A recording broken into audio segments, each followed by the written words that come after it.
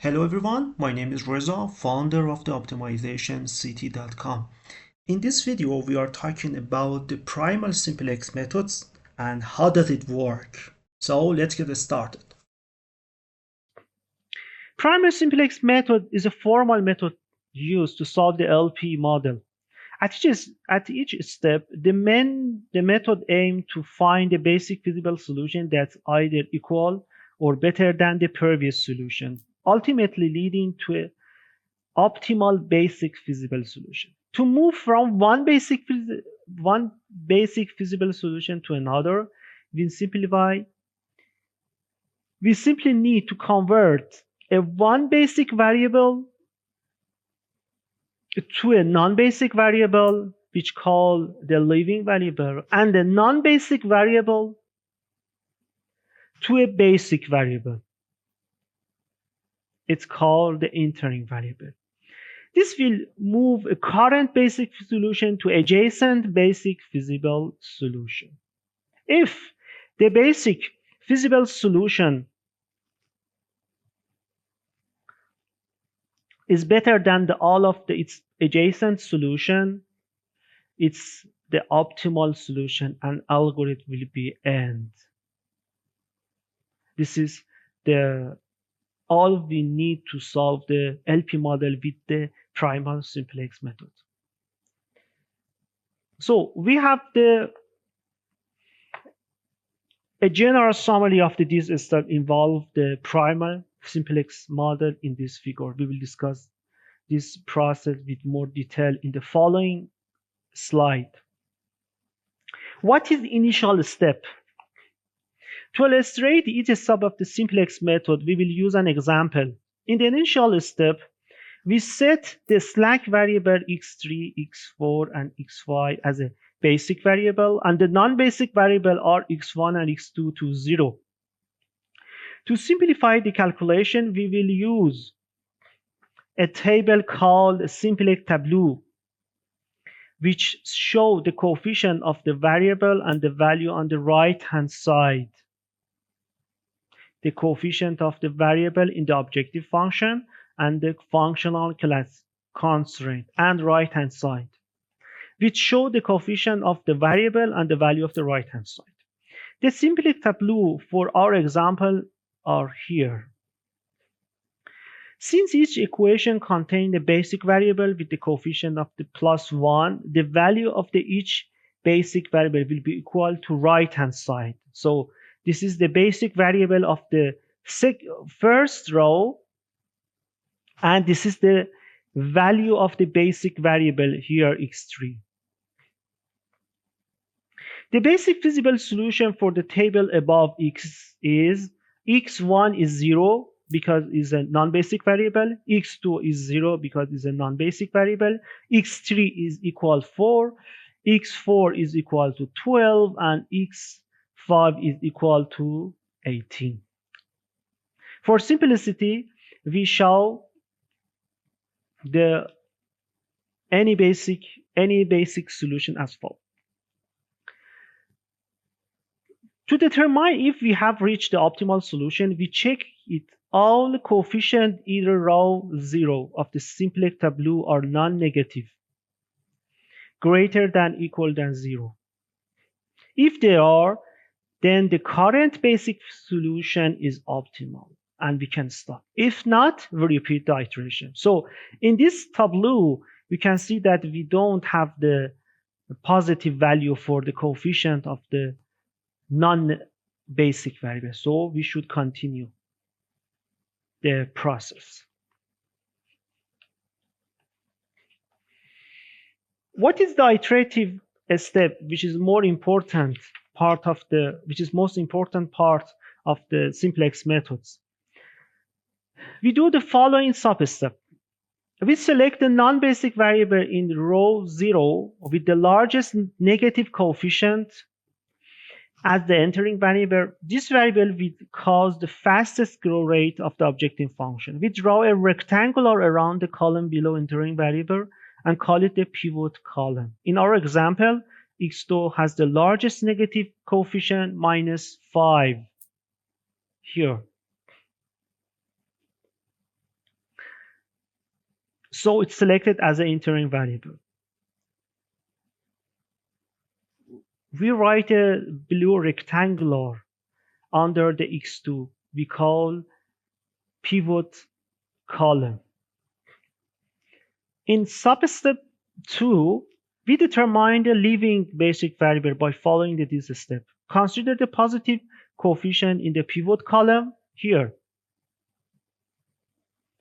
We have two positive value. Divide the value of the right hand side by the positive coefficient here, 12 by 2, 18 by 2, and select the row with the smallest value. So this is the second row has the smallest value because it's equal to 6. The basic value of this row would be leaving variable. So this is the leaving variable. This is the input variable. And we call this rectangular is a pivot row.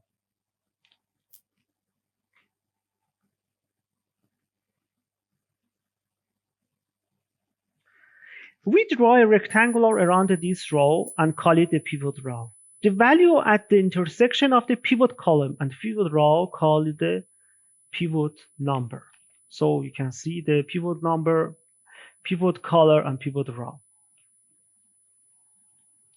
In this tableau, the interim variable is x2 and the leaving variable is x4.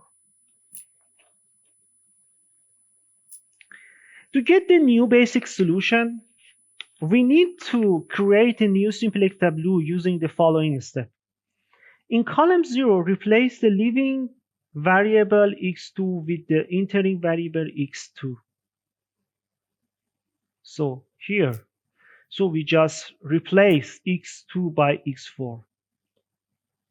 To convert the coefficient of the interim variable to 1 here, divided the pivot row by pivot number. So we divided this row by 2. Remove the basic variable from the other row.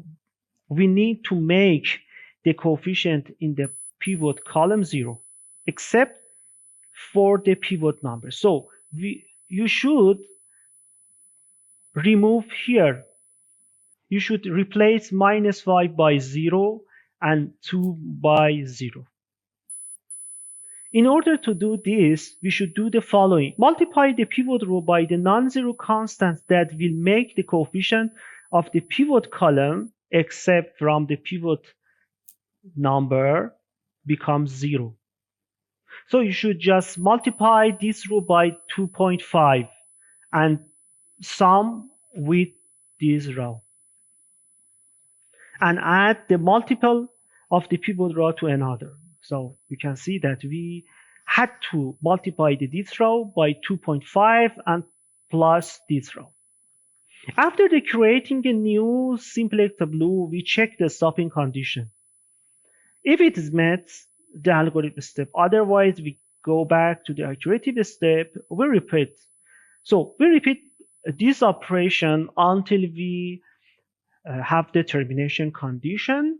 In this tableau, you have all you need to have the optimal solution. We have the 3 iterations. First iteration, you have x2 is the interim variable and x4 is the leaving variable. In the second iteration, x1 is the interim variable and x5 is the leaving variable. In the third iteration, you can see that the 0, 1 would be positive. So we have the termination condition met, and this is the optimal solution. x3 is equal to 2, x2 is equal to 6, x1 is equal to 2, and the objective function would be 36. Note that at each iteration of the simplex method, we test one of the corner points of the feasible region. Since the model is small, you can observe the movement of the corner point of feasible region through the iteration of the simplex method. So here we have the 3 iterations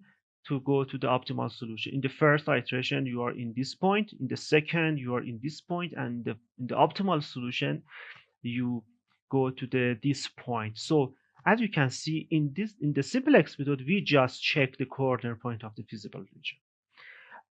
In this example, if we had not chosen the variable with the larger absolute negative coefficient, which means x1 as an interim variable, we would have moved counterclockwise in the feasible region. So if you pick another example here, another variable, so we move from the other way to go to the optimal solution. So in the following, we discuss important definition of the simple in the linear program, which is very common, which is used very common in the industry. What is shadow price? The simplex method provides the variable information in addition to the optimal solution. The shadow value of the source I, denoted by yi star, measure the marginal value of the measure the marginal value of the source I and indicate the rate of increase of width due to the slight increase in the right hand side of the source I, which is bi. However, the rate of increase must be small enough to maintain the current set of the variable as optimal, because any change to the basic variable will also change the shadow price. So the shadow price of the ith constraint here, the ith constraint is determined by coefficient of the ith slack variable of the that constraint in row 0 of the final simplex method. So we can find the shadow price by doing this. For example, in model P1, the shadow price of the constraint 1 is equal to coefficient of the x3 in row 0, which is 0. So this is the final table of the P1 model. X3 is the slack value of the first constraint. So the shadow price of the first constraint is equal to 0.